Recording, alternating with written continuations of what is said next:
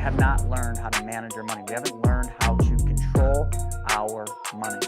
Your money is going to work harder, longer for you, not another place on earth that can pay you interest on a guaranteed basis. Using a 401k as a forced savings is the worst forced savings program you can ever have. If I just change where my money goes first, and I follow this process called the infinite banking concept, holy cow, all the money comes back to me no matter what.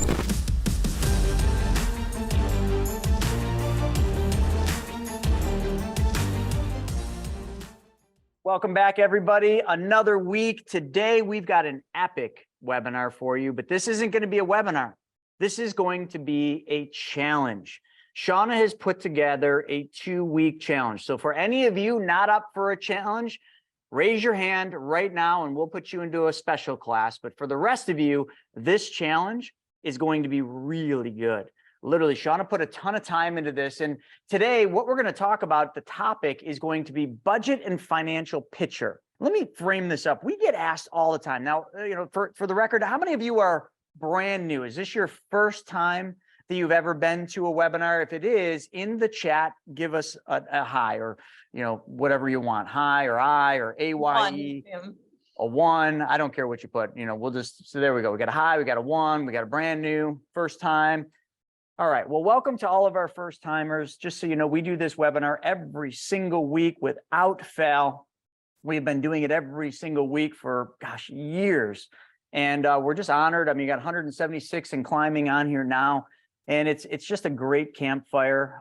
If you like what you learned today and you like this challenge, tell a friend about it because that's part of the challenge. We'll get to that in a second.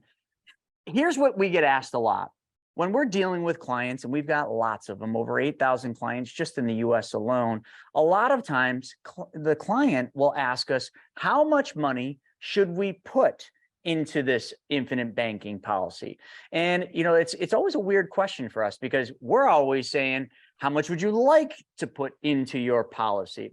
Now, listen, I know some of you maybe know what the infinite banking concept is. Some of you don't. That's irrelevant for the topic, but let's just call it, how much do you want to save, right?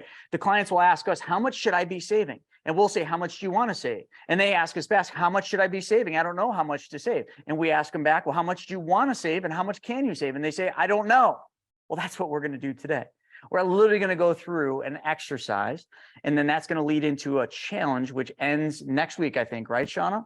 So it's like 2 weeks. So it's called we're just calling it the summer start challenge because in 2 weeks from now, it's June 21st, which is technically the summer solstice. So hopefully over the next 2 weeks, you're going to start your summer off strong with the money mindset type thing. And yeah, I'll go into it in more detail in a little bit, but I'll pass it back to you, Chris. All right. So, when they ask us this, it's just, we got to kind of educate our clients on how to do this. And it comes back to, Michael Jordan. I always talk Michael Jordan. Michael Jordan, no matter how good he was the best basketball player of all time, during his stint when he was doing that. But if you talk to his coach, okay, and you talk to the people he worked with, every time that man stepped on the court, he went back to basics. He went back to fundamentals, dribbling, footwork. It was always the same thing. Even though he could go and dunk the ball, but after he rolled out of bed, he did the basics. And I think a lot of times that's what people miss. They miss the basics. We sometimes just got to get back to doing the simple things, which have actually become the hard things for us. Because in our minds, we have literally played this game where we've made the easy things hard because we don't make time for them. And because we don't make time for the easy things, what happens is everything else becomes hard because we missed the fundamentals. And I think that's a really good starting place. And, since this is the start of summer for all of us, I think it's really cool to go through this exercise, this challenge, because by the end of summer for some of you, or even sooner for a lot of you, what if your summer was going to be a lot more fun because your finances, your basics were all in order and you can move forward in a proper way toward your strategic plan. And one of the things I always want to start with, and I'll just come back to this board, which was also created by Shauna a long time ago. And, when we look at it, you got to ask yourself, I would like to save. And then you got to manifest what your goals are and how much time there's going to be, and then work-life goals. So these aren't really going to be the topics of what we're going to hit today, but I just thought it was a good starting place. Do you know how much money you want to save? weekly, monthly, or this year? Do you really know how much that is? And if you don't, let's figure that out. I'm not going to use this to figure it out. I'm literally just going to use this board in it because it's very simple.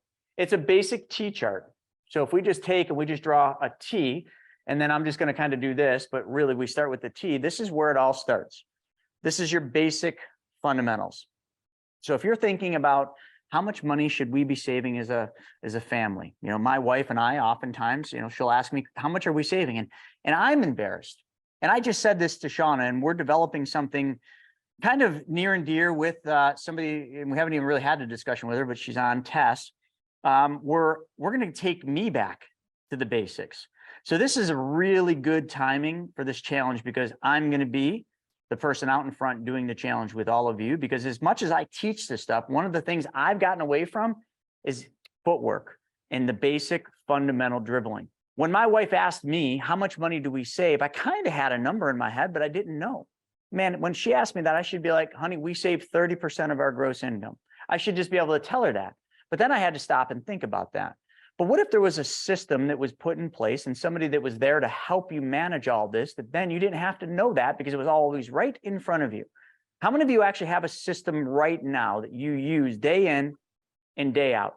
So I don't care if it's a spreadsheet, I don't care if it's QuickBooks. How many of you actually have something that you could tell your significant other, here's how much money we make, here's how much money we save, this is what our expenses are, these are the bad debts, these are the good debts, and this is how much money we keep every single month? Honestly, let's be okay. So Drew said it's a massive spreadsheet. Good. Michael's got one, Steven's got one, Leanne's got one, Mike's got one, Dave, it was difficult to set up, Lisa's got one, and Marie's got a Google spreadsheet. Michelle, small spreadsheet. Listen, doesn't matter that I'm really impressed. I truly am. So you all built spreadsheets. Now what you all should do is take those spreadsheets and make them a living document. You should literally start using QuickBooks, because if you're spending all this time on creating spreadsheets, like that's great, but take one additional step and put all that stuff in QuickBooks. And usually as soon as I say that to someone, they're like, whoa, hold on. I don't know how to use no darn QuickBooks, but it's super easy. QuickBooks has come a long way. I hate the company and the software and like the tech support and all the crap, but it really is a good software. And there's others that work just as well. But right there, you need a budget.com. So there's plenty of them. We just use QuickBooks. But imagine if it was all in there. And imagine if every single month after you set it up, when your bank statement comes out, it just uploads automatically and just populates everything in there. Like this technology is there, and it's there in a lot of these ways. So you're right. It's a process as we speak, but it's not easy. It's certainly not easy. I don't do it. I do it like I have a full-time bookkeeper that does my business stuff. My personal stuff is a disaster. I sit there and I think I can tell you everything of where it is, but none of it's organized, and it needs to be. And I need somebody to help me do it because I don't have time. But that's where we're going to get back to the fundamentals. So if we're going to figure this out, here's where it starts. On this side of your T chart is going to be income. So a lot of you probably have multiple incomes. You have a W-2 income. Okay, some don't. And some of you are proud that you no longer have a W-2 income. Kudos to those. You probably have 1099 income. If you're like me, you have about 150 1099 income. So, you know, this might have to be a long chart, but your 1099s. Okay, then you might also have, you know, just various other, we'll just call it your cash money. You know, this is the stuff you don't want anyone to know, but, you know, you can let your family know this. The cash that nobody else knows about, you know what I'm talking about. And then maybe, I don't know, there might just be some other miscellaneous or profit sharing. I mean, most of that's going to come through in a 1099, but let me just put K1 income. Okay, so from your business, you get a K1. So over here on the income, now let's do a quick poll. Since this is a challenge, I want to get you used to kind of how we're going to do this. Right now, by just, you know, in the chat, how many of you have at least 2 forms of income? Put 2 in the chat. 2 forms of income. Okay, now, how many of you have 3 forms of income? Put 3 in the chat. 4? How many of you have 4? How about 5? How about 6? Okay, Katie. Anyone else got, okay. 8? Yeah, let's just do it this way. So the highest right now is 8. Chelsea's got 8. Anyone got more than 8 forms of income outside of myself? That's awesome. Chelsea does. Yeah, that's awesome. But you see how we just went through 201 people. And a lot of people had 2 a lot of people had 3, but it was less than 2. When we went to 4, it was even less. When we went to 5, it was less. And we got to 8, and there was only 1 out of 202 people. But that's cool. And then there's some people with just 1. Listen, I'm not saying, yeah, I'm impressed too, Damon. I'm impressed too. But all I'm trying to say is, like, we all knew how many forms of income. So if you know how many forms you have, like, define them. How many of them are W-2, 1099, cash, K-1? And the reason for this, if we figure this out, then all of a sudden we can start doing some tax planning, because each one of these types of income are taxed differently. And there's different things you can do with each one of these that allows us to then kind of get down to the nitty gritty and figuring out what it is we can do from a tax standpoint. I don't care if it's just entity structuring. I don't care if it's trust planning. I don't care if it's just getting everything in order and actually taking deductions that you're not taking today. There's a lot of things you can do. The worst one of them, and you already all know this, is W-2, because there's very little we can do with W-2 income. And I oftentimes feel bad for doctors and, you know, that are on W-2 wages with like a hospital and that, because they make a lot of money and there's not a darn thing they can really do to whittle away that income. Uncle Sam takes 30, 40%. Do we have any doctors on here? Any doctors with us? Doctors, dentists, surgeons, anesthesiologists, we got anyone on here? We don't often get a lot of doctors or anyone in the medical profession. And the reason for that, and don't take this wrong, is they think they know everything. A lot of them do. It just comes with it comes with their profession. I'm not saying that in a bad way. It's the same thing sometimes with engineers. How many engineers do we have on here? Okay, working on my PhD, congratulations, that's a big one. And I'm not saying they don't know a lot. Yep. So someone said my husband is, and they do know, of course they know a lot. They do a lot of research. It's by nature, they have to. And that's how they had to do it. Same thing with engineers. But a lot of times when we're working with medical professionals, or more specifically doctors or engineers, sometimes there's a big barrier because they've got their wheelhouse of what they know, but they're not willing to expand and learn more. And that sometimes is a big problem. We saw that last night. But anyway, we've got all these different incomes. So now we got our incomes, and what we're going to do is down here, we're just going to total them up. So whatever X is, whatever your total income is from all your different sources, we've got that. Now over here, what we're going to do is we're going to put expenses, okay? So we're going to put our expenses over here. But how I want you to do this, now pay attention. I want to put your expenses from lowest balance to the highest balance, okay? So lowest to highest. So how that would look is maybe you got a couple credit cards, right? And you're going to define them. Maybe this is a Visa. We're going to do a column like this, credit card, and then we're going to list them all out. Visa, Amex, and we're just going to put them all. Now, after you do what they are from lowest to highest, the next thing we're going to do is we're going to put the percentage of interest rate you're paying on all of them. No relevance. Do not go lowest to highest in percentage. Just put the percentage. Then what we're going to do is we're going to put the balance. Okay, so this is your interest rate that you're paying. Then we're going to put your balance. This is the lowest to highest. So maybe this one's 1,000, then 2,000, 10,000. Getting sloppy here. 10,000. And then after that, maybe you got a car payment 1, car payment 2. Okay, so over here, same thing, percentage, and then the amount, 20K for the first car and 120 for the second car. Driving a nice car here. And the very last thing I want you to do, and sometimes this is going to be 2. Remember, this is fundamentals. Some of you are like, this is so boring. And listen, we're going to get past this quick, but we got to get the fundamentals. Michael Jordan dribbled the ball, learned how to dribble and do footwork when he stepped on. He could dunk the ball over all of our heads, spinning in circles and doing whatever he did. So don't fault the system. Over here, we're going to put what is the minimum payment and what is your actual payment. This is very important. Minimum and actual. So on credit cards, a lot of times you're going to have a minimum, and some of you do make the minimum, $20. And then this one, maybe you're trying to knock it down, so you're doing 200. This one's the minimum's 250. So then over here, if you're doing the bare minimum, okay, and the actual is more than the bare, so maybe over here, sorry, bare minimum would be probably $100, but you're doing 200. See what I'm doing? So I always want to know the low and actual. So over here, actual, maybe you're doing $50. We get through all this, the car payment's going to be the car payment. So there's going to be no minimum and there's going to be just actual. So let's just say this is 500 and let's say this is 2,000 a month. So now we've got that. Now what all these are put in balance order from lowest to highest, but these are bad debts. Underneath these ones, what we want to do is we want to do good debts, if there are any. So this could be an income property, but usually remember, this is only in your personal stuff. If it's in your business, don't do it here. But I'm just trying to show you, like, these would be bad debts because this is going to be priority for what we want to get rid of. Good debts. might be an income property. Maybe you got a Turo, a car that you Turo. So you get the drift. But I'm going to get rid of this just for the sake of space. And then underneath, we got the debts. Then what I want to do is I want to put just your expenses. Okay. And this would be gas bill. This would be groceries, just the things that every single month, you have to spend, rent or mortgage payment, whatever it might be. The mortgage payment would probably be up here. But so let's just put rent down here. I don't know, getting my nails done, getting my hair done, all those things that every month you're pretty much going to do, and you're going to just put down an estimated amount of what these are. And when you total all of this up at the bottom, so you're going to have a total here across all columns. So you're going to have a balance total. Let's just say this is 180 grand. I'm just making numbers up. It's really not relevant. The minimum you're paying, or the minimum you could pay, you'll write 2,370.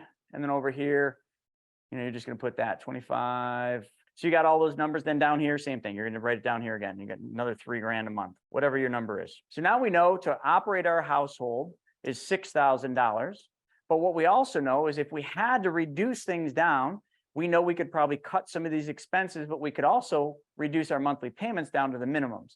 So that's the only reason we want to total this column, is because we want to know what could we reduce down to if we had to.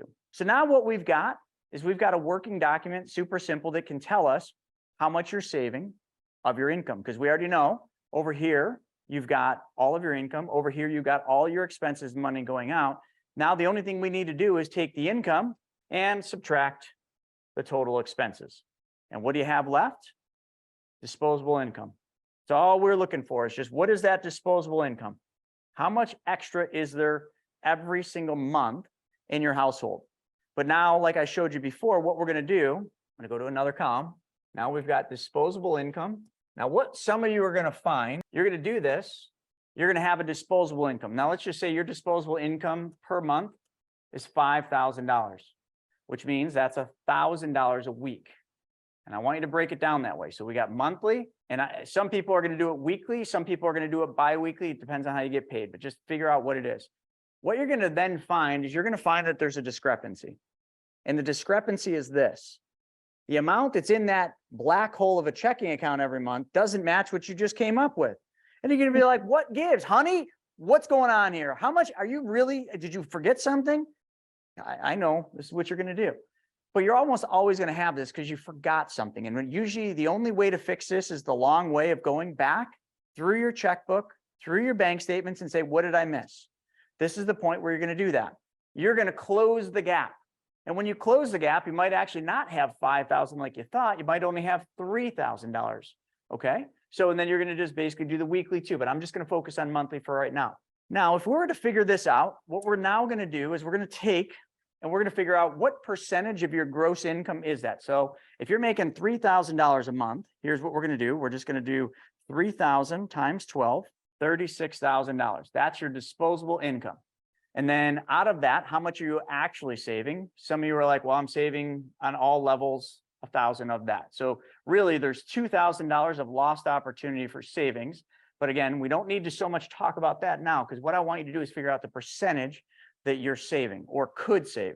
So if you made $300,000 a year, let's just use that. Whatever your income is, I'm just picking a number out of the sky. We do 36,000 divided into 300, 12%.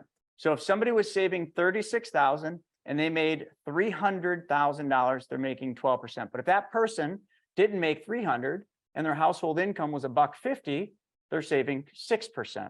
Both are still above the averages for the country, but the bare minimum number you should have, and don't ever do bare minimum, but I'm just putting this out there, the bare minimum is 10%. So this is part of what I'd like for you guys to do. And I know this isn't it, I'm gonna have Shauna talk about this, but this is something that's really important. Are you saving 10% after you do the math? Shauna, what do you want to say on that? I love where you're going with this. And I just wanted to hit on some of the chats that I've been seeing come in. So tomorrow, part of the challenge is I'm going to give you a spreadsheet if you want to do it the old fashioned way. And then somebody mentioned Mint, YNAB, which is like youneedabudget.com. Both of those are free resources. So you guys can dive into this tomorrow as part of the challenge. And all of last year I had done it the old fashioned way. I got like a $3 budgeting book from Walmart, and it was paper. And I like uncovered, and Chris is going through it right now, but I'm like a supplement type of a person. And like I was like appalled sometimes at like my supplements for the month, which I wouldn't have known had I not put it down on paper, were kind of crazy. So it's just nice to get that gauge. And we'll dive more into that over the next 2 weeks. But and then just to bring it back to the next 2 weeks, so you're going to be challenged to read stuff, write stuff, watch stuff, say stuff, things like that. So I'll kick it back over to Chris, but I'm going to kick it over to Steven. So Steven, you do a ton of calls with people, and probably more than I do. I used to do calls with people, but now I'm sort of just overseeing things on a higher level. So when you do calls with people, how many of them that you talk to actually have a good handle on this? And how many of them do you actually think are at the minimum of 10% for savings? So the first question, how many people actually know their numbers and their finances? Yeah, like when you're I would talking to say- people and you're asking them about their numbers, do they all pretty much like, because we had a lot of people here that are doing this. Did you feel like a lot of them have a pretty good grasp on their budget? I would say probably half the people I talk to are there, but I will say that the reason that number is probably a little bit higher than I think the overall average is because we do kind of encourage people before they get on a call with me to kind of go through some of that stuff and put together some of the debts and understand where they're at. So I get a lot of calls where they're like, hey, because of this call was coming up, I went ahead and prepared for it. And, it really opened my eyes to where some of that debt's going and, what that credit card debt looks like. And so I think that's kind of, helping them start to prepare. But on average, I don't think that I think there's a small percentage of people that actually do know exactly where all their money's going each month. And how many of them do you think are actually hitting this number, the 10%? A lot less than that are. I mean, because if we just look nationwide, if we look at statistics, and it's always a moving chart, but it's less than 6% now. I think it's actually closer to 3 right now. Yeah, it's Credit dropping. card debts are Big time. skyrocketing while Mhm. savings rates are going down. That spells the problem. And everybody feels it right now. I mean, it's not even, inflation. If you look at a 2-year average, I mean, it's double digits. And so when you take that and you look at the real wage growth and people's income adjusted for that inflation, it's a negative number. There's just a bigger revision. They came out in Q4 of last year, and the administration's been touting it, saying, hey, pay raises are up and all that, and they just revised the number kind of quietly last Friday, and it's actually a negative 5% number right now. So people are feeling it in everyday spending, and that's tapping into savings and everything else, kind of snowballs behind that. Lee said, because people are funding their everyday expenses now, unfortunately, with credit cards, they're struggling. Totally agree. And that's kind of where I was going to go next, Lee. And I'm glad you mentioned that, because one of the things that you can, and this isn't just me saying this is literally, look at the numbers, look at the statistics. You can clearly see what happened. And I'm just going to draw it because it's a cool visual. So, when you were watching the markets, this was 2020, and we all know in 2020, COVID hit. Okay. So when COVID and the pandemic shut the country down, this all happened and incomes fell significantly with that, and fear and everything else. But what happened during this period of time, and, as we kind of got through it, we started coming back in this period of time, something that I don't think anyone really could have predicted. It actually did happen. While people were home, they were still getting paid because, there was government, checks that went out. There was some people were still getting paid. A lot of people, that got laid off or let go from their jobs, they went off and they chased their dreams and became self-employed and found businesses that really worked or found other ways to make money. So they were still making money. And so I truly never, until after looking in hindsight, could have said this happened. During this period of time, people actually paid down debts at a tremendous rate. It was, I can't remember the number. I'm trying to dig it out of my head because there's so much data in there, but they paid their debts down a lot. Like it might've been as much as like 50%. If anyone knows the number, let me know, but it was a lot.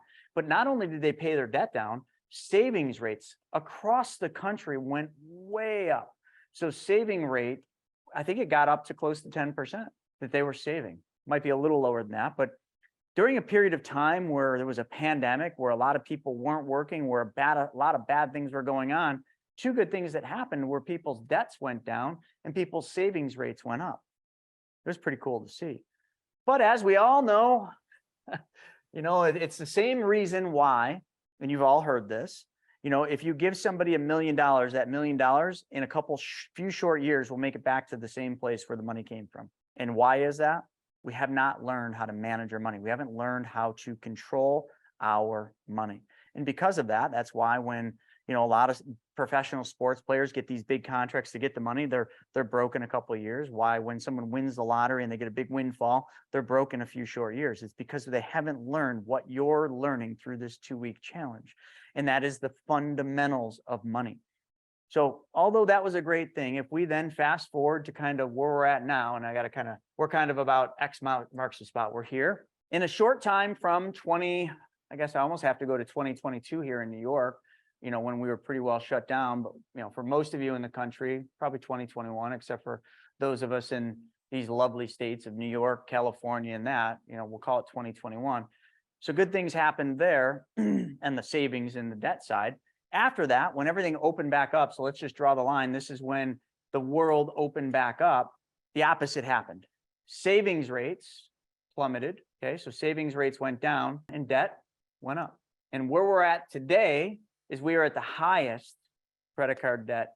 I don't know if in history, but definitely one of the highest. Stephen, do you know that to be fact? Are we at the highest levels of credit card debt that we've ever been at, or is it just one of the highest that we've been at in a very long time? Do you know? Let me take a look. I'll come back to you here. Okay, try to get me the data on that. What happened was we went back to doing what we did before, which were bad habits. We went back to forgetting about the basics. We focused on the basics during the COVID period, during the pandemic. Why? Because, for some people, they would just say, because I was home. I had free time. I didn't have anything else to do. I just got back to the basics. But then all of a sudden, when everything opened back up, we got so busy doing busy that we forgot the basics, and we stopped dribbling. We stopped footwork. We stopped the basics. And look what happened. Exactly the opposite of what we would want to happen. Debts went up and savings rates went down. It doesn't mean that people make less money. That's the beauty. People are making more money. So incomes went up. So income rates went up. So most people were making more money, but yet they're saving less and they're spending more on credit cards. Like, how can this be? It doesn't make sense. If you make more money, shouldn't you save more? No, because people are so busy out there now. When the world opened back up, I don't know if you want to call it keeping up with the Joneses. I love reciting what Tyler Durden said in Fight Club. We work jobs we hate to buy things we don't need to impress people we don't even like. There's got to be some truth to that, because otherwise I can't make any bloody sense outside of this. But what we lack is fundamentals, basics, which is why, as much as some of you probably are looking at this saying this stuff's boring, I want to learn about infinite banking, I want to learn about self-directed IRAs, I want to learn about this. None of it's going to matter if I can't get you fixed on the basics. If I can't get this fixed, this will be a repeating thing. I can set you up with an infinite banking policy. I can show you how to use it. I can show you how to use Private Money Club to make unbelievable incomes. I can show you how to make 12, 15, 20% returns on your money, secured by real estate, secured by all sorts of things. I can show you forklift flipping. I can show you all sorts of fun stuff. None of it's going to matter if you don't break the problem that gets us all here. Your real estate business lives and dies by the network and the connections that you make. I mean, after all, your network, well, it's your net worth. That's what you always heard, right? If that's an area where you desire improvement, well, Private Money Club, it's for you. PMC saves you precious time and money by bringing the real estate world, well, right to you, right in the palm of your hand. So get in on the action like so many others have by going to privatemoneyclub.com and sign up. And maybe it's not you. Maybe you're like, I don't have a problem. I'm doing exactly what you've been teaching us. Good, you've been around the campfire. But for the rest, there's still some fundamentals we need to fix, which is what this challenge, at least in our best effort, is going to do. We're going to get this fixed so that the savings goes up and the debts go down and the income, well, of course, is going to go up. But you know what the best part about what we're teaching you is the income is going to go up and you're not going to work harder, longer, or take on more risk to do it. Your money is going to work harder, longer for you. That's what we teach. But again, see what we're trying to do here? We're trying to get rid of the problem, the vicious cycle that keeps you, now I don't want to say you all, but keeps so many people on the hamster wheel. Here's my little hamster drawing. Okay, he's running. And he's running fast. Whoop, got to get little ears on him.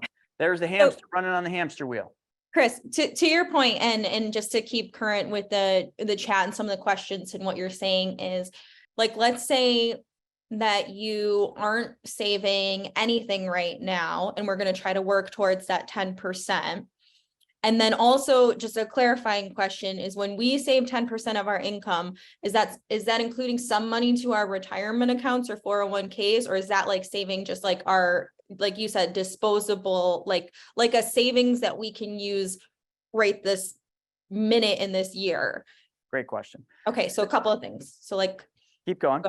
well, no, so just You want that, me to like, hit that? well, yeah, let's start to, why don't we go over the 10% and then we'll go over some of the best ways, like, because I've definitely been there where I wasn't able to save anything. And honestly, something that just was able to make me save is I started to deny myself like a new car. So like, I've had my car paid off for 3 years now, and like, I want a new car so bad, but man, does not having that car payment really make it like so nice. So I'm driving this thing until whatever. So sometimes it's a lifestyle change or something that you have to constantly be, bringing yourself back to, but go on. Well, I want to just hit a couple of these things that are really important. Jerry's asking 10% of net or gross. It's gross. It's always gross. And you're going to have to read a book, folks, as part of the challenge. It's called The Richest Man in Babylon. And this book literally has paved the way for so many people, myself included, to teach you that, but it's always gross. Now, listen, if you guys aren't saving 10% of your gross, it's okay. Even if you're saving 3, I'm just saying this is your low goal. Let me just kind of explain this, because sometimes when I say something, a lot of people will tune out because it's just, they look at it and they say I can't do that. It's an unobtainable goal. Well, I'll give you a personal story, and then Tess, if you want to kind of talk about your journey, it's an amazing one, but I'm not a runner. Okay. I'm 5'4", ex-pro snowboarder. My knees are broken. But I recently set out when the weather turned and I just wanted to get outside. So I started getting up at 5:30 every morning, and I'd go out and it started from nothing. I didn't run prior to this, and I just started running. And the first time I ran around my block is a little less than a mile, right? To run the short, I'll call it the small block, a little less than a mile. Man, I remember the first day I went out there, I was huffing and puffing. I got back, I'm walking in my driveway. I'm like, oh, sweating. I get in the house. Larissa's like, you stink, take a shower, go up, do that. So day 1. Day 2, wake up at 5:30. You all know what day 2 is. You're sore, but you're like, all right, I'm going to do this again. So I went out and I ran the same thing, but I added 1 cul-de-sac. Okay, which put me at about a mile 0.02, I think is what it worked out to be. Exhausted by the end of the run. Didn't feel a whole lot better than the first day. Still exhausted. Got in the house. Same thing. Wife said I stink. Get up, take a shower. Day 3 hits. Wake up at 5:30. I am so exhausted. My body hurts. My legs are crushed. Now, some people would be like, I need a day of rest. And I'm like, I got to push through this. David Goggins would never, ever take a day of rest. And I read his book. So I got up day 3. And day 3, I did something different. You see, instead of, and as soon as when I first started running, you all know this, you get to the end of your driveway and you take those first couple and you're like, oh my God, there's no way I'm going to be able to do this. But by the end of your street, you're like, all right, it hurts a little, but it doesn't hurt as much. Your body is just starting to get used to this. I get to the end of like the second street, and I have to make a decision. The short run is this block, but the long run includes another outer loop. I call it the long block. And the long block adds in something that I don't like. I still to today don't like it. It's got an uphill like a thing, because I run downhill, which is kind of easy, but then I got to run back up. And that adds 0.5 to my run. So now I'm 1.5 miles. Me and Andrew recently just did this. It was I said, do you want the 1 mile loop or do you want the 1.5 miles? He's like, 1.5 miles. Well, guess what? He didn't make the full 1.5 miles, but he gave it his best. So he got about 1.2. So all I'm trying to get at is, you see, none of this is easy. This morning I got up and I ran 3 miles and it wasn't hard. And I actually put my hand in the lake and I'm like, oh, it's almost there. Another week and I can swim the lake. So then I'm thinking, all right, I'll run 3 miles and I'll swim the lake. Now listen, the reason I said that is, you see, the first thing I did was hard. And then it was still hard the second day, but it got a little easier the third day and the fourth day and the fifth day. And it's been weeks that I've been doing this. Now I'm at 3 miles and I'm ready to swim the lake now. And that's going to be a whole nother bitch of a time getting across the lake without drowning. But anyway, that's a whole nother thing. All I'm trying to say is baby steps, folks. Tess did the most amazing thing. Duck V told Tess, I want you to go live every day. I don't know. Tess, how many days have you now consecutively gone live? And she was scared Over to 1,000. over 1,000 live. She was scared to death to do the first one, but the second one was a little easier. The third one was a little easier. If you're at 1% savings, if you're at 0%, it's okay. This is just where you're going to set the bar. And it might take you a week, a month, 6 months to get here. It doesn't matter, but don't give up on it. Don't wake up day number 3 and be like, this is too hard. I'm too sore. I can't do this. Damn it. Don't do that. Push through. I went too long on that. So now that Okay, we're at 10%. So what do we count as this 10% of your gross? Okay. Well, I mean, it would count your 401k. It would count your IRAs. Some of you are probably putting money in those awful 529s, which just for the record, if you're going to work with us, I know there's some new folks on here. If you're putting money in 529s, can we please get on a call? Because we really got to get rid of that. But that would still count 529. Okay. Then some of you are saving money in a savings account. Some of you got those things called CDs. Same thing. Please book a call with us if you're putting money in CDs. Some of you have got money going into checking. You see what I'm saying? It's anything that you're saving in. And then down here at the bottom, we got those specially designed and engineered whole life policies for the infinite banking concept. And this is really the big change that most of you are going to want to get to. Because if you're putting money in, saving in a savings account, we're going to change where that goes. If you're saving money for college in a 529, oh, we get the tax deductions. We're going to change where that money goes. And then if you're putting your 401k, you'll get a different answer depending on who you talk to, but I'm just going to give you my take on this. If you're putting money in a 401k, that's okay. I don't like 401ks. I know a lot about them. You all should read the book 501k. We should add that to week number 2, Shauna. 501k. Yep. You'll never put money in a 401k after you read 501k. Ted Benna, the creator of the 401k, wrote that book, the 501k. I'll leave it at that. If you're putting money in a 401k, can we just all come to a common denominator? Why would you put more than the match in your 401k? So let's just put it this way. Let's say your 401k at your employer matches 3% dollar for dollar, which means if you put in 3%, they give you 3%. That 3% match, really, it's not free money, but it's as close as you're going to get. How many of you are putting in the chat? How many of you are putting in more than your match? And you guys can be honest about this. There's nothing, I'm not going to beat you up. Okay. So now if I can just go one step further, because a lot of people are saying this, for any of you putting more than the match in, can I just ask you, what's the reason? Like, why would you put more than the match in your 401k? Okay, here we go. I won't spend it. That's a damn honest answer. I love that. They don't offer 501k at Audible. You got to read the book. 15% in 401k, no match. But so don't tell me what you're putting in. I want to know why you're putting more than the match in. And if there's no match, I want to know why you're putting any money in it. He looks at it as forced savings. It's a hard argument, as many have been taught to lower their current tax bill as low as possible. I want to hit that one, Jimmy. Did not know better. See, these are honest answers. You guys are great. 401k is basically money jail. One, don't contribute anymore. I'm kind of looking for a couple specific things, but I'm not seeing them on here. Been taught for reduction on taxes. Okay, that's the one I want to hit. That's the first one. A lot of people are just saying forced savings. So can we just hit forced savings first? I got to spend 2 seconds on this. And Stephen, if you want to chime in on this one too, this is important. So people use 401ks as forced savings. I think that's probably the most common answer that we saw here. And they do that because the money goes into the 401k and they can't just take it back and blow it, which I think is a really, really important thing. It shows the psychology behind that. But your money, I just want to ask you, is your money worth more today than it will be in the future? It is, 100%. I'll just give you the answer. You don't need to tell me whether it will be or will not be. Your money will be worth less in the future than it is today. No ifs, ands, or buts about it. Inflation will not go away. It might be lower than it has been, but it will not go away, which means your money will be worth less in the future. So using a 401k as a forced savings, you're putting your best dollars away, your most valuable dollars into the 401k today. And then you're going to wait 5, 10, 15 years, whenever you're 59 and a half, and then you're going to take weaker dollars out.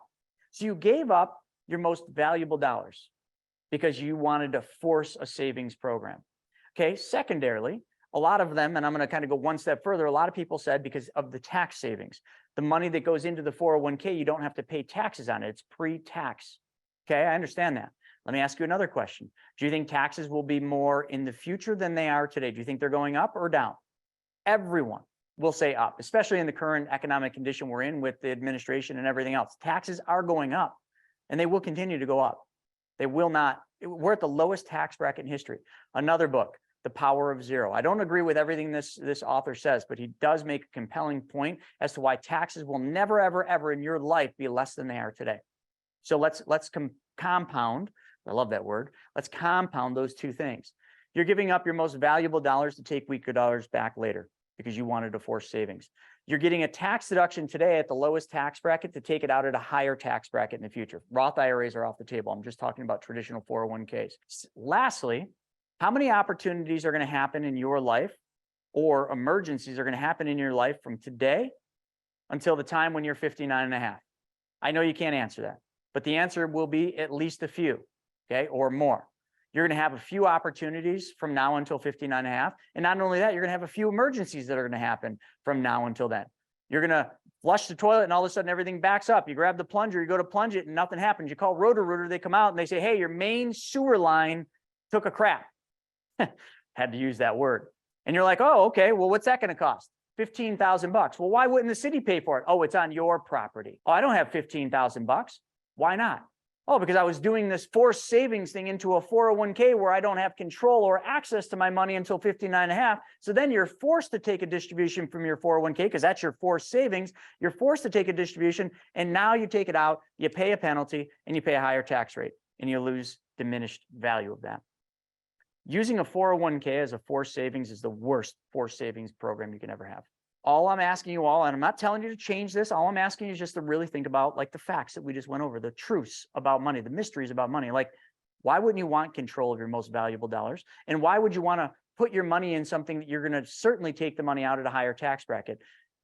Please don't use 401ks as a forced savings. There are so many other places you can put your money where it is in a place for forced savings. Because let's go over some of the things. Forced savings, that was the number one answer. And then taxes were the other thing. But we already debunked both of those. Taxes are going to go up. So you're going to put the money in at a lower tax bracket than you take it out in. And forced savings, you're putting in best dollars to take out weaker dollars. Could you not do forced savings with a savings account? You could. Oh yeah, but then I'd be inclined to spend that money. Okay, so do a savings account at a bank that you have no ability to go to. Don't get a debit card. Don't even ever log into the online banking, just put it in there. Okay, could you open a brokerage account with TD Ameritrade and put the money in there? And again, same thing, force save it. Yeah. Could you put the money in a checking account with an online bank that you don't know the login for? Don't do that, but I'm just saying, yeah. Could you put the money in a specially designed and engineered whole life insurance policy that pays you guaranteed interest plus dividends and allows the money to compound uninterrupted? Yep. These are all forced savings options. Do not use 401ks for forced savings. And then I also want to get to some credit card stuff because we're having a lot of mixed reviews and stuff, but we'll get to credit cards and credit score in a little bit. Dave brought up a good question. So he says, is it worth cashing out my 401k, taking the penalty and tax hit now and investing in something I can control? No. And so I don't know if we also want to let people know, answer that question, but also let people know if they have any old 401ks, what is possible. The easiest answer for that question, should I take all the money out of my 401k, pay the taxes and penalties now? The general answer I always give is no. Same reason I always say is, should I stop putting money in if the company matches me? No, I think you should put up to the match in and that's it. And if they don't match, yes, I don't think you should put any money in a 401k. Now, why? The first thing is, with what you were just saying, should you not take it out? That's really a discussion you need to have with a CPA or maybe Zach, from the fractional CFO could help you with this, because if you're in a really low tax bracket because you don't have a lot of income this year, maybe that would make sense, but you're never going to get around that early penalty, that 10% IRS penalty. And I know 10% is nothing when I can show you deals on Private Money Club right now that pay 12 to 15%. So you're like, yeah, but 1 year and I've made my money back. Yes, but you just allowed the government to win. And I just have a problem with that. So I don't like that one. If he cashed it out and then put it investing in something he can control. Yeah. I mean, that's a question you'd want to ask, your CPA about. Does it make sense from a tax standpoint to do that? From a return standpoint, making back the money, 100% it's going to make sense. Okay. There's no way it's not going to make sense to pay the tax now, because you're going to pay the tax someday and you might as well pay it now, rip the Band-Aid off. But it's the IRS 10% penalty. So you have to make that call with your CPA, because you also don't want to take the money out of a 401k and bump yourself into a higher tax bracket. So consult with your CPA and tax planner, see if it's going to keep you in the same tax bracket. If it is, okay, good. And then justify yourself by looking in the mirror or just penciling it out. Does that 10% stop me from doing it? And then make the decision. Also, real quick, so Jay just put in, like, can you move an IRA or into a self-directed whole life IBC? And so we also want to talk about the difference there, but what you can do if it is an old 401k. Yeah, let's hit a current 401k first, okay? So if you've got a current 401k that you're contributing right now up to the match, after today you're only doing up to the match into it, you have the ability to take loans against this. And I can't think of a better time than right now to take loans from your 401k, because it will force money out of the market, lock in the gains, because you are at a high point in the market. It'll sell high, but you bought low and you can't lose money when you do that. But then what we're going to do is you can take a loan for 50,000 or 50%. You are going to get charged interest on that loan. And I heard yesterday, somebody said that the interest rate's 8%. Check with yours. It's going to be different. But I want you also to know that this line represents qualified money. And when the money comes over here, this is going to be non-qualified. Okay. So retirement qualified means 59.5 rule, and we'll just put rules. Okay. But let's just say over here in debts, you got $50,000 in credit card debts that you're paying 20% interest on, and your payment's $1,000 a month. I'm just going to use this as a really quick example. We teach this all the time. It would absolutely positively make sense to take this $50,000, loan that money to yourself, pay off the debts, take the $1,000 a month, pay back the 401k. Okay, so this is a recapture of the amount that you were paying to the credit card. And what you just made is 20%, because you literally just recaptured $1,000 a month that you were paying to the credit card, plus you recaptured 20% that you were giving away to the credit card. How much money did you make in this transaction? A lot of people will think, well, you made 20 because you were paying the credit card 20, and now since the money's going back to your 401k, that's 20%. But then I lose 8% in interest that they're going to charge me on the loan. Wrong. Every 401k, the interest that's charged on the 401k goes back to your 401k. This interest goes to you. So you actually make 28% in this transaction. So see, this is one of the smartest things you can do with your 401k. Now, don't do this if you're going to leave your employer, if you're going to get fired, because if you do, then this 50 grand needs to be paid back in a certain amount of time. Otherwise, you're penalized. Follow what I'm saying. So that's the first thing. If you got an old 401k, well, darn it, don't take that money. And again, this is where that tax thing comes in. So repeat what I just said about the 401k and the CPA. So if you wanted to move it over to the non-qualified, you're going to trigger taxes and penalty.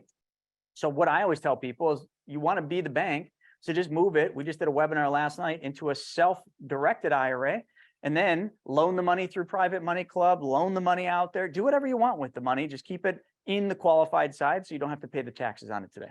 If you have an old 401k, you can self-direct it. I also want to point out that like infinite banking and a retirement account, like it's a good thing if you have multiple buckets. There's nothing wrong with having more legs on your table. You can do the same end game, correct? Yes. It's all the same rules. There's nothing different about a self-directed IRA that, from a tax standpoint or an IRS standpoint than a regular IRA. Another thing too that a lot of people are saying, I think Sherry mentioned this and it might be out of context, but one thing I hate that they're doing with 401ks for people to enter a job, they're auto enrolling all employees that are full-time into 401ks. I don't think that should be allowed, because that is forcing people to put money into a 401k that they can't get the money back out of. I hate that. So remember what we just talked about a second ago, right? We talked about the basics, the fundamentals, getting that figured out, figure out how much money you can save, and then figure out where is that savings going. We already talked the match, okay, up the 401k, up to the match. And then we talked about where else money should go. And we started eliminating some of the places that you've been told to put money your whole life. You've been told to put money in stocks, bonds, mutual funds, and brokerage accounts. You've been told to put money in CDs. You've been told to use savings accounts to save money. Why? Oh, because the money's liquid. Those are all not the best places in most cases, but some of them can work. But what we always do is we change where that money goes first, and we put it into a properly structured, specially designed whole life insurance policy from a mutually owned company that pays dividends. Why? Well, because number one, there's not another place on earth that can pay you interest on a guaranteed basis. So I'm just going to use one of the carriers that we use. It's 3.25% plus dividends. So every one of these giant mutually owned insurance companies we work with have paid dividends every year since they've been in existence, which is in excess of 120 on the low side to as much as 168 years on the high side. And the dividends are typically right now around 2%, okay, 2 to 2.5%. So you're going to make anywhere between 5.2 to 6% on your money gross. So not only is that 5.2 to 6% could be earning, it's going to be earning tax-free. Okay, so now we just found a really good place to force savings. But see, the worst part about forced savings in a 401k is you got no liquidity. The best part about this is you got liquidity. So let's say somebody puts $10,000 a year. Actually, let's do $1,000 a month. Okay, somebody figured out they can save $1,000 a month because a lot of people save monthly. They change where that money goes first. And they put it into one of these policies that we design. But then all of a sudden, they want to pay off their debts. They did their budget. They got their debts lowest to highest. Let's just say the first credit card that they want to pay off is $1,000, and the second credit card they want to pay off is $2,000. They're paying $100 to this one every month, trying to knock it out, and $120 to this one every month. Okay, and they're 20% interest. So what we would do is we would probably save up for 3 months. We like to do this quarterly, and this is a small plan. We can make them go faster. Then we would take a loan from the policy.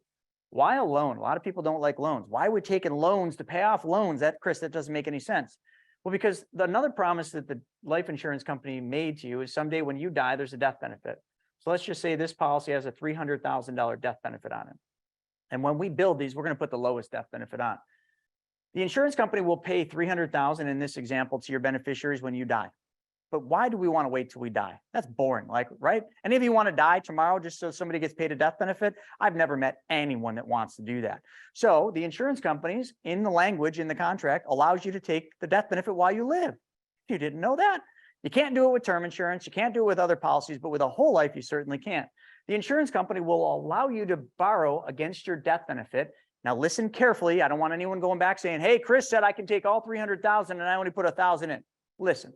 You can take up to your death benefit out as long as you can collateralize it with your cash value. So let's just say your cash value in 3 months is $2,500.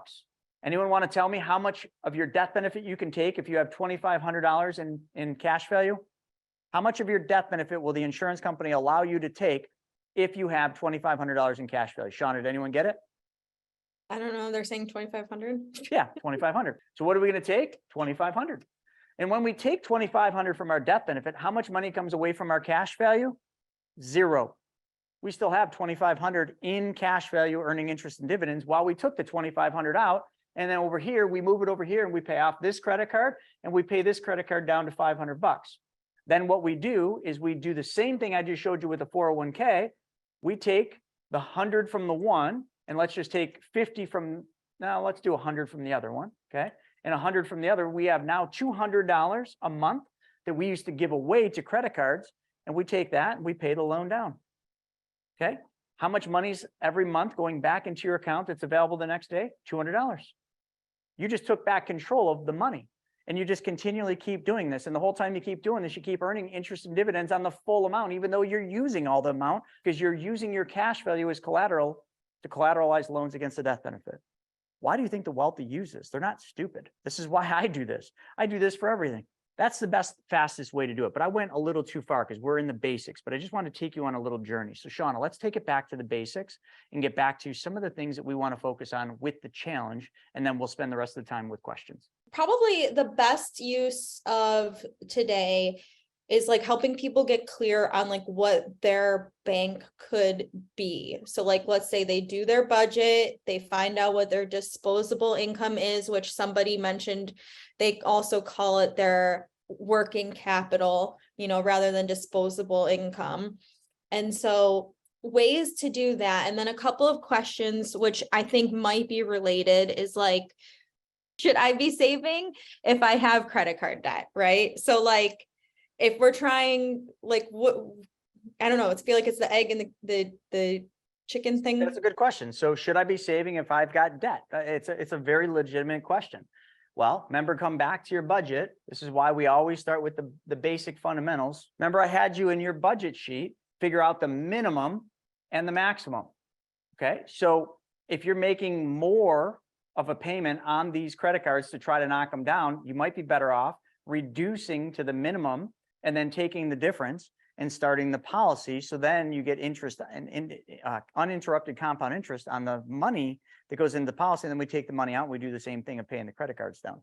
If you're living paycheck to paycheck and you're making the minimum payments, then there's really nothing you can do outside of go work longer. And I hate to say that because it's not what I teach, but you might have to get a second job. You might have to do something extra to make extra income because we got to break that. That's that third day when you get out of bed. It's really freaking hard. You got to do the hard work. So Denise said, if we pay our credit card debt to minimum only, won't it affect your credit score? No, it's not going to help your credit score, but it's not, because you're not going to be paying your balances off.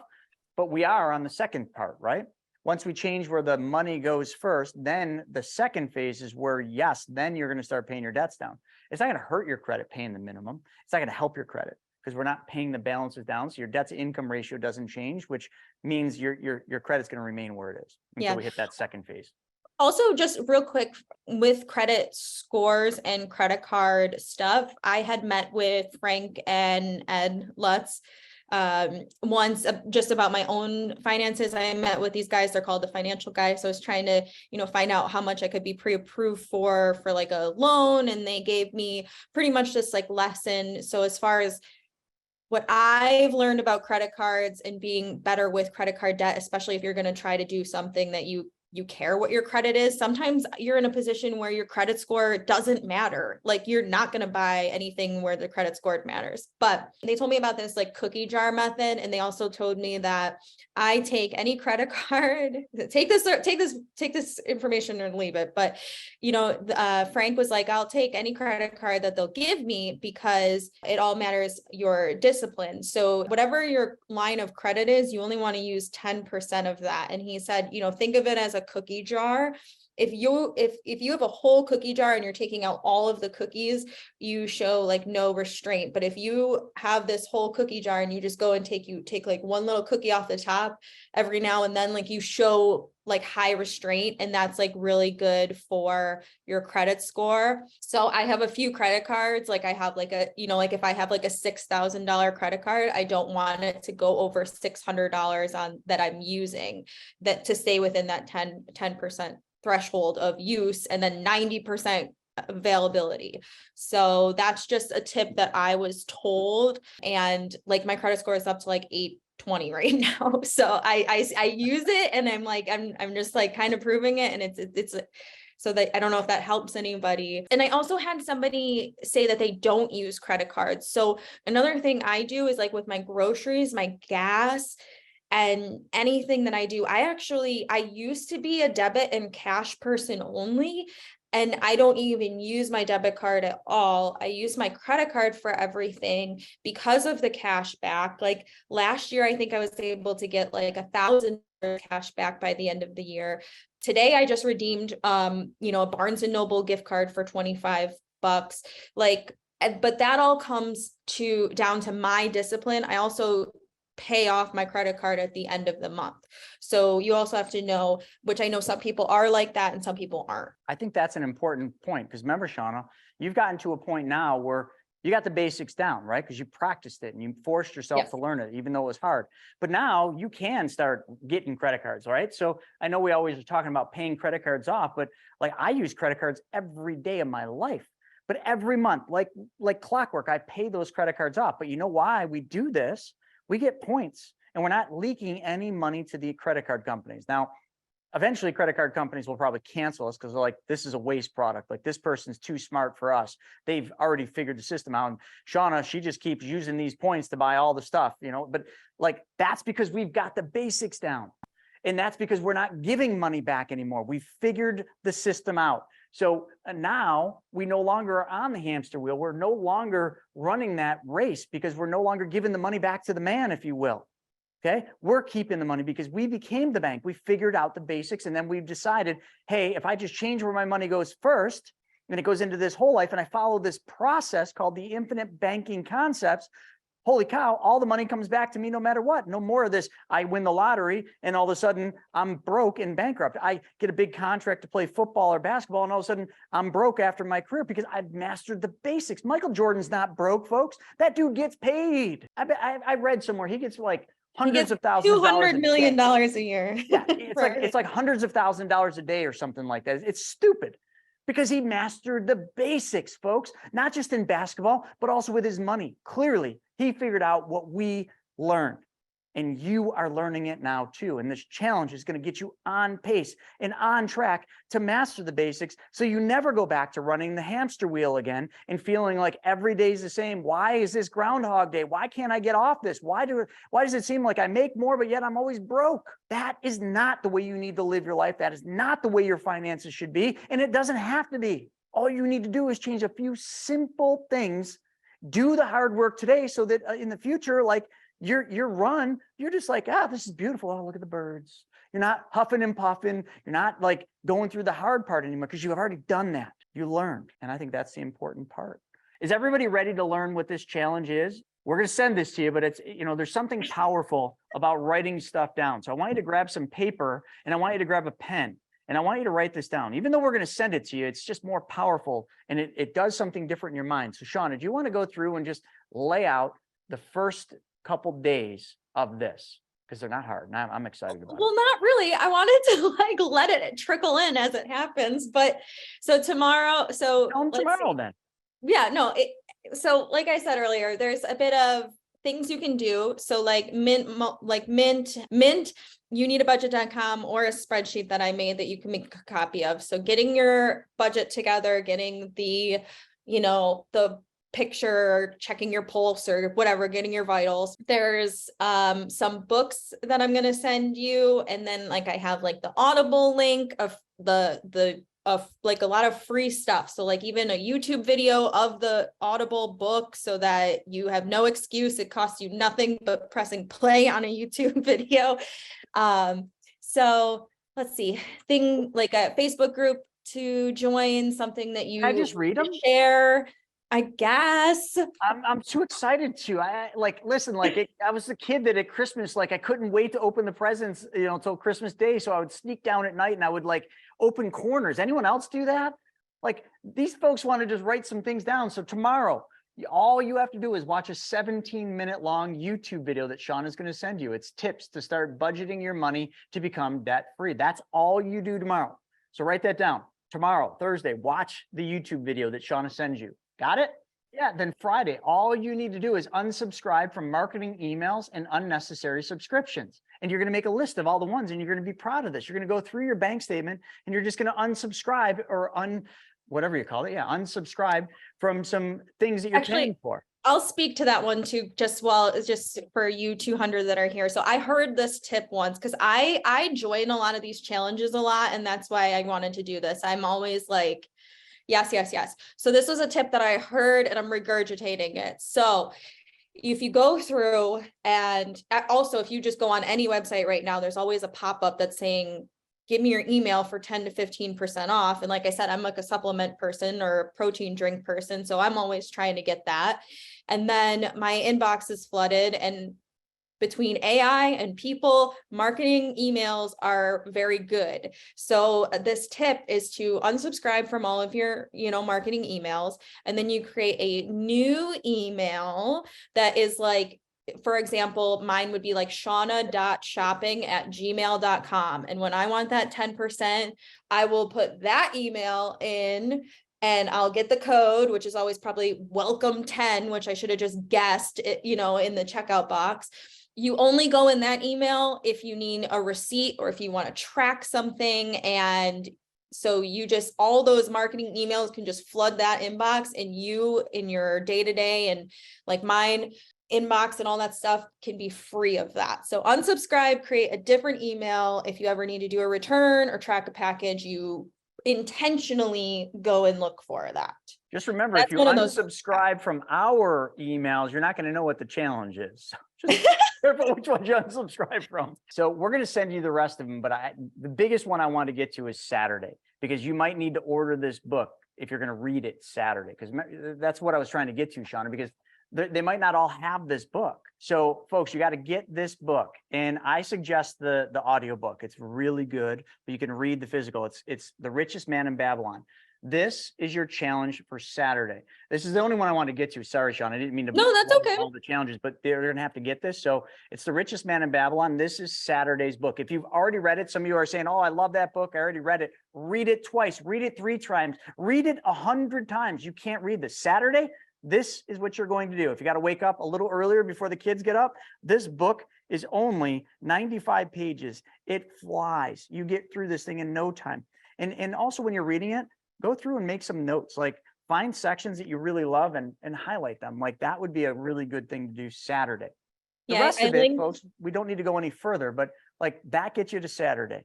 You're going to have all the rest of them. And then what you're going to do, the only other thing you got to do is you got to join us next week for the second part of the challenge. This is just the first part.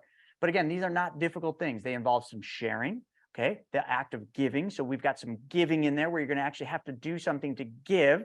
But it's as simple as sending an email or physically going up and saying, hey, I want you to do this. There's a post that you have to do, which is just, again, sharing. She's got some really great stuff in here, folks. This should be fun. This is not work.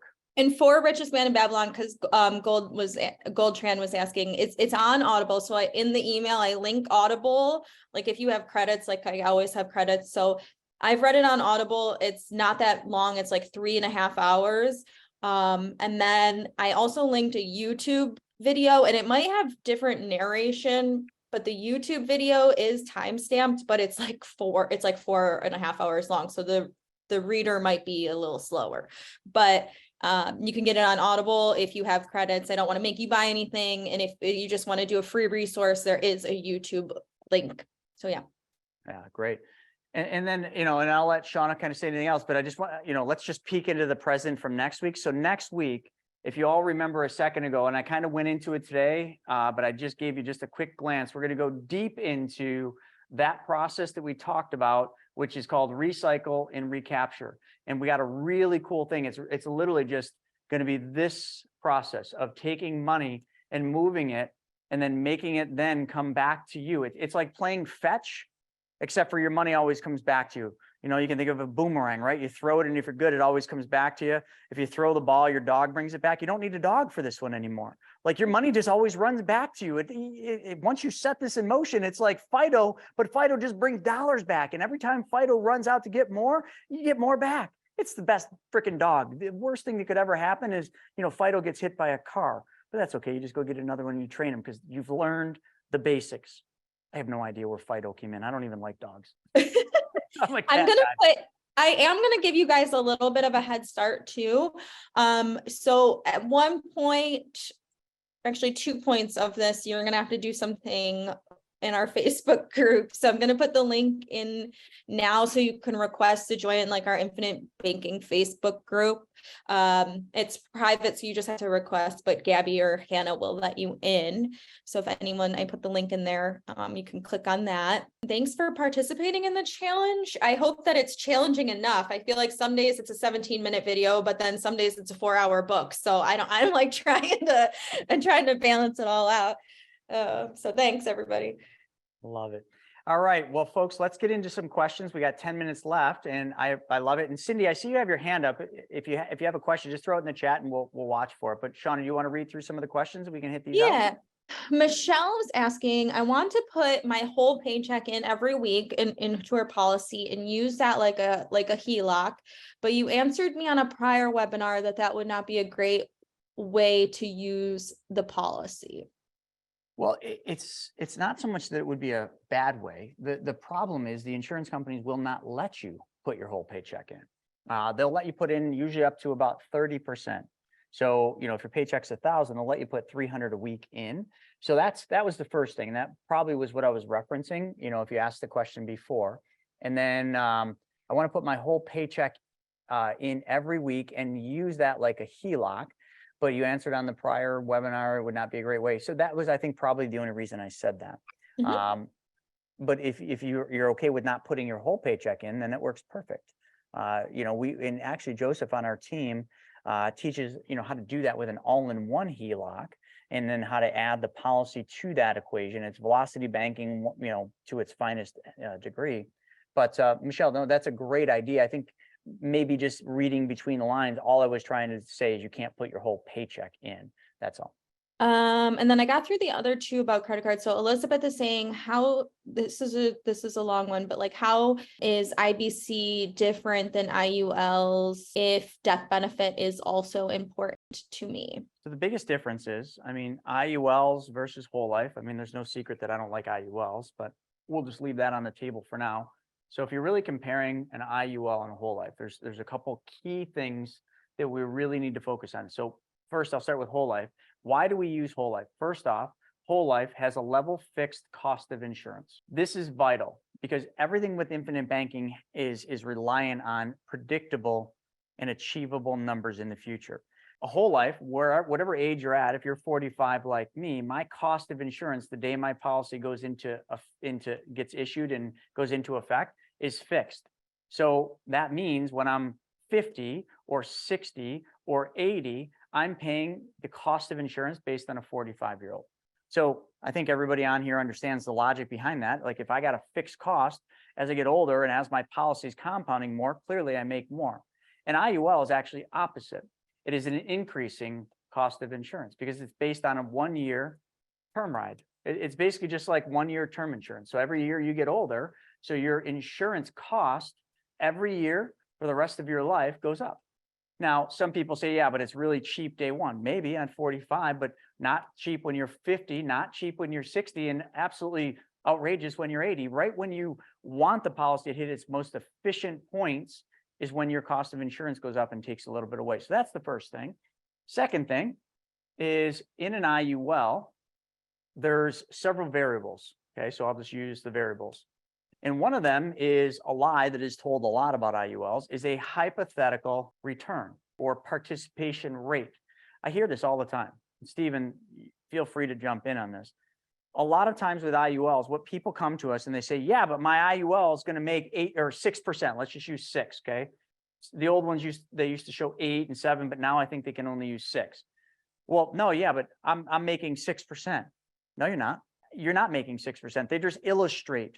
This is an illustration, a hypothetical illustration of 6%. Matter of fact, I will promise you and guarantee you that you didn't make 6% the last 2 years, because an IUL, right in its name, stands for Index Universal Life. And index means variable. It means your policy's growth is tied to an index, or whatever, insurance company is tied to an index. Let's just, for simple sake, the S&P 500. If the S&P 500 is going down, you are not making 6%. You have a floor. So let's just say your floor is 0.005%. Okay. And they're all different. Or here, let's actually be really nice. And let's say your floor is 1%, which is probably less. When the markets are going down, like they have the last 2 years, you're certainly not making what they illustrated at 6. You're probably making the floor because the markets lost money last year. So if you lost money last year, but your illustration showed 6, you have a deficiency of 5%. Well, let's say that happens for 2 years. You have a deficiency of 10%.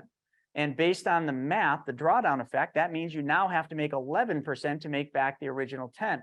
But you see, if this goes on and this happens throughout your life numerous times, then you're never going to actually perform the way the illustration showed you were going to perform.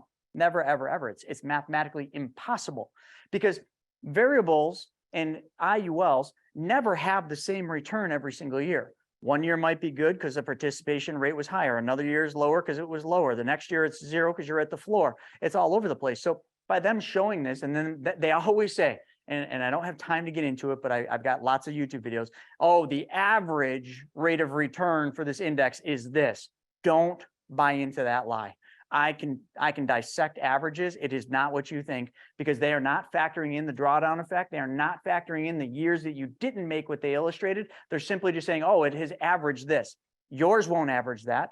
Mathematically impossible to happen. So this is the single biggest reason why IULs should never be used for the infinite banking concept, because of this hypothetical nature. In a whole life, you have a guaranteed interest rate, contractual. Okay. And then your dividends are a variable. Okay. Because dividends can go up or down. But here's the beauty. Right now in IULs, the chance of you going down is better than the chance of you going up, because we're entering the next cycle of the market. We're entering a bad part of the market, the bear market, not the bull market. You want an IUL in a bull market, not a bear. And a lot of people are like, yeah, but you want to buy low. You're not buying low, you're participating. The insurance company's buying low. You have no ownership in the stocks or mutual funds or indexes that they buy. Over here, I can prove this. In history, dividends go up when interest rates go up.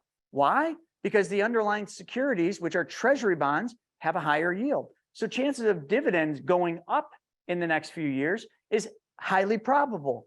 Chances of your variable universal participation rate going down or being at the floor the next few years is highly probable. Which one do you want?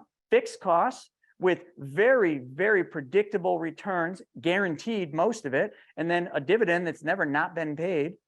And then the loan provisions are more favorable on the whole life. I know I went too long on that, but I'm very passionate about explaining the facts and the truths behind this. And I could keep going on the IULs, but I'm going to stop there. Yeah, one more quick question. So Benny was asking if, can I roll over an IUL I have to an IBC policy?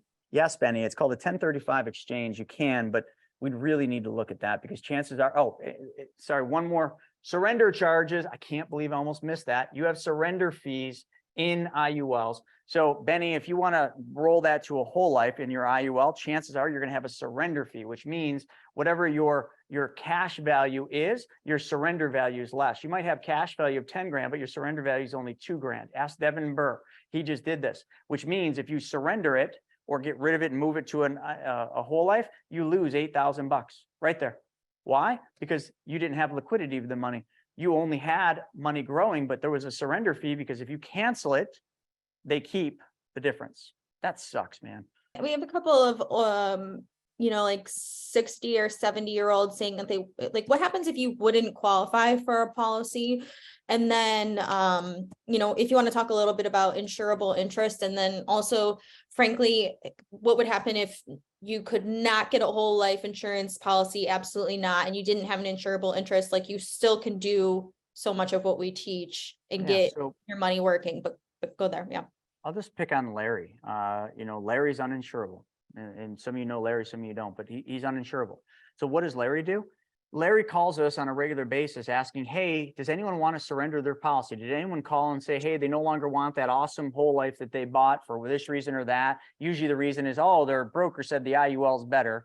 That's a real soft subject for me, or sore subject. So we say, yeah, we got this asshole that had this beautiful whole life, one of the best ones I've ever built, that his advisor said the IUL is better and he's going with it. So yeah, he wants to sell his whole life.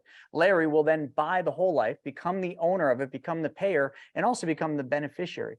Larry's uninsurable, but because that other person doesn't want it anymore, Larry can buy their policy. Let me go one layer deep. And I'm just going to use banks. Traditional banks are the #1 purchasers of whole life insurance in the world. Okay. Look up Bully. Okay. So banks that buy the whole life, they're an entity. So they can't. They need a body to insure. If you're uninsurable, you need a body to insure as well. So follow along just like that. So what a bank will do is go into their staff, their employees, and they will promote people to be a vice president, an executive of that bank. When that person is promoted to be a vice president, a VP of whatever they are, coffee making, they are now an executive of the bank. And now the bank has an insurable interest in that executive. Therefore, that bank can buy an insurance policy on that executive as long as the bank gives them something for buying the policy. And the bank can own it. The bank can control it.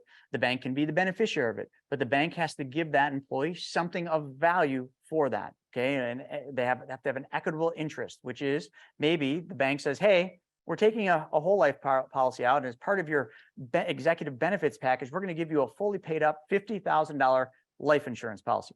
That vice president knows nothing about what the bank's doing, and they say, oh my God, really? You're going to give me a death benefit for free? It's 50 grand as long as I work here in this job? Wow, honey, we have $50,000 if I die. The wife's over there sharpening the knife, saying, oh, really, honey? Can you get 100? Anyway. Joking, but the bank now owns the policy that probably has a death benefit of $1 million, and they promise that employee 50,000. Are you getting what I'm putting down, or are you picking up what I'm putting down?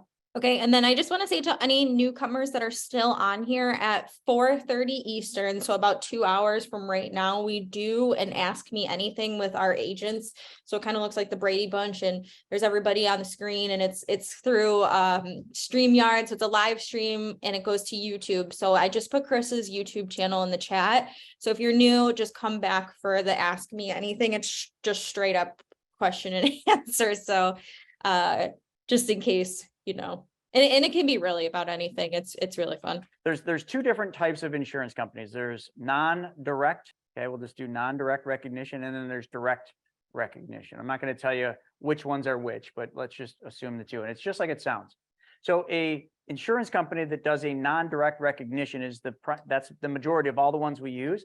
If you put $10K in the policy and you take $8,000 out as a loan, the insurance company still pays you interest and dividends on the full cash value of the 10,000, even though you took the 8 out, because it's a non-direct recognition company. They're not recognizing the loan. Okay, that's the terminology. Non-direct recognition means they are not directly recognizing this loan. They're just not recognizing it. Now, on the other hand, a direct recognition insurance company, okay, which there's lots of them, will recognize the loan. So what that means, if you put 10,000 in cash value in and you take 8,000 out, the insurance company is going to recognize the loan and only pay dividends on $2,000. Now, there's a little bit more to it, but essentially that's the baseline. So if you were trying to do the infinite banking concept, you can clearly see you would want a non-direct recognition company. Now, I live in New York. And in New York, we have very few companies that will do policies that work for the infinite banking. One of the companies that will is Guardian. I'm doing a brand new policy right now for my family trust. I'm using a direct recognition company. Even though I tell people not to do this, I'm doing it, but I have a cash value line of credit through a bank called Coastal States Bank.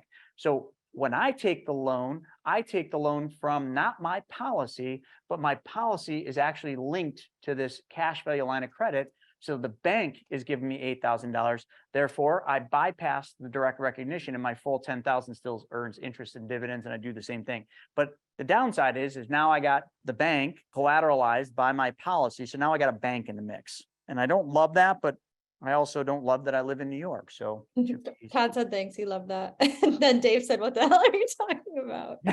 Which made me laugh. It's useless knowledge, Dave. Oh, feels like it's a lot, Dave. But it's also not. But if you know, that was helpful. But if you don't, Dave, just say, what the hell are you talking about? Exactly.